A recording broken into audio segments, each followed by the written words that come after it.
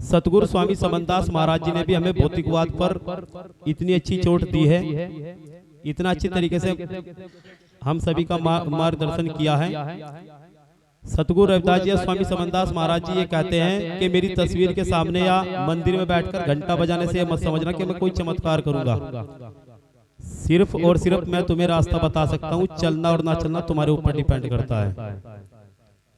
और सतगुरु स्वामी समनदास महाराज जी ने ही नैनसोब के अंदर जब मुझे एक बार उनका इंटरव्यू करने का मौका मिला तो उन्होंने कहा था कि सत्संग करने से अगर तुम्हारा भला हो सकता है तो सत्संग करो दिन रात, लेकिन सत्संग तुम्हारा जब सफल है जब तुम अपने बच्चों को शिक्षा की ओर अग्रसित करोगे। क्योंकि अगर तुम्हारा बच्चा शिक्षा पाकर के कामयाब हो गया तो तुम्हारा सत्संग अपने आप सफल हो जाएगा।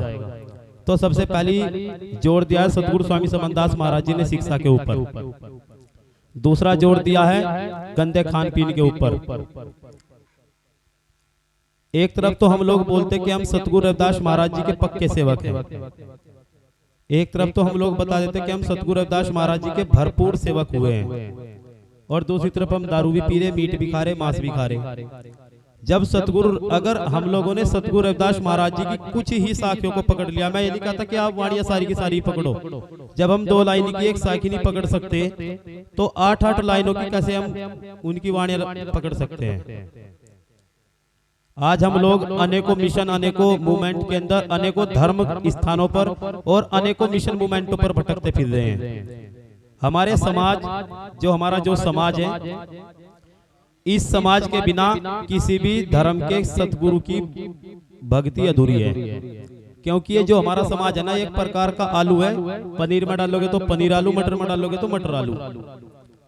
किसी भी संत के पास चले जाओ, राधा स्वामी, निरंकारी, डेरा सच्चा सौदा, सुधांशु महाराज, कृपालु महाराज, XYZ में किसी भी महाराज के पास चले जाओ, अभी एक नया मिशन चल रहा ईसाई धर्म, कहीं भी चले जाओ हम ही पावेंगे सबसे आगे, जबकि वे हमारे में कहीं नहीं आ सकते। हम उनके सारे तस्वीरों को यहाँ अपने पास रख लेंगे, वे हमारे की एक की नहीं रख सकते। बताओ रख लेंगे कोई? और हम फिर कह रहे कि हम रविदास जी के चेले हैं। जब हम रविदास जी के चेले तो रविदास महाराज जी ने भी कहा कि रविदास मदिरा क्या पीजिए जो चढ़ा चढ़ाए उतराए, और नाम महारस पीजिए जो चढ़ा नहीं उतराए। बताओ कितने आदमी पी रहे इस नाम को? 70 रुपए का दारू का पौवा पी लेंगे, 60 रुपए का 1 किलो की दूध नहीं पी लेंगे हम लोग। फिर कहा कि महंगाई बढ़ रही है। और हम यहाँ पे तो बड़े बड़े भाषण दे देंगे कि भाई नशा ना करो, नशा ना करो, नशा तुम्हारी नाश की निशानी है, गंदे खान पीन छोड़ दो, नशा ना करो। बाहर जाएंगे बीड़ी मारेंगे, फिर अंदर आ जाएंगे, फिर कहेंगे भाई नशा ना करो, भाई नशा ना करो, देख नशा नाश की निशानी।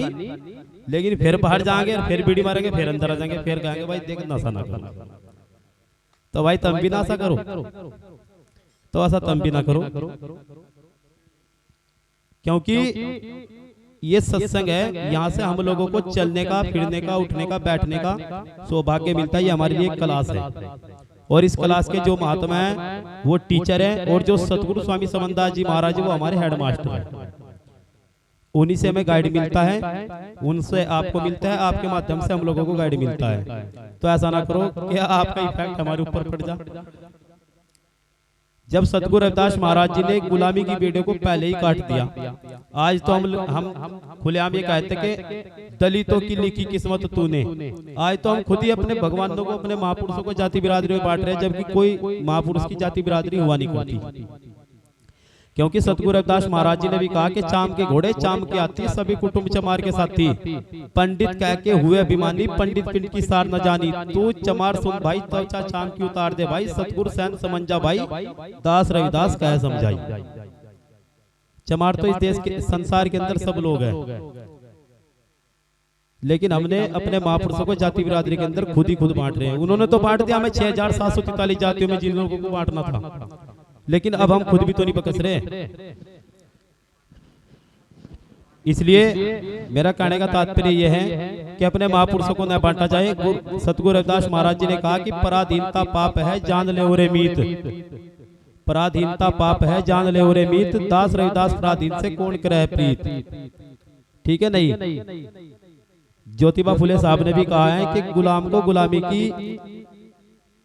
को गुलामी का एहसास करा दो, ताकि वो अपनी गुलामी की जंजीरों को तोड़कर विद्रोह कर उठे। लेकिन हम लोग देखते तो नहीं ना, बस पूरी रात गाए गीतते सुबह को होंगे फजीते। तो गुरु प्रेमियों, इस सत्संग का सार भी यही है कि अंडा, मीट, मांस, मदिरा, दिलबाग, तंबाकू, बीड़ी, सिगरेट, भांग, शराब, डोडा, पिस्ता, जो भी XYZ में गंदी चीज है, जब उन चीजों को छोड़ करके हम लोग आपके बीच में जिंदे रह सकें तो आप भी जिंदे रह सकते हो। क्योंकि गिरा देते हैं उस टुकड़े को भी जिसमें एक बाल है, क्योंकि गिरा देते हैं उस टुकड़े को भी जिसमें एक बाल है, और हाथ तक नहीं कांपते उस अंडे को तोड़ते जिसमें किसी माँ का लाल है। और फिर भी हम कहें कि हम तो सतगुरु रविदास जी के लाल है। अंडा भी तोड़ रहे, दारू भी पी रहे, मीट भी खा रहे, फिर हम रविदास जी के चेले बनते जा रहे।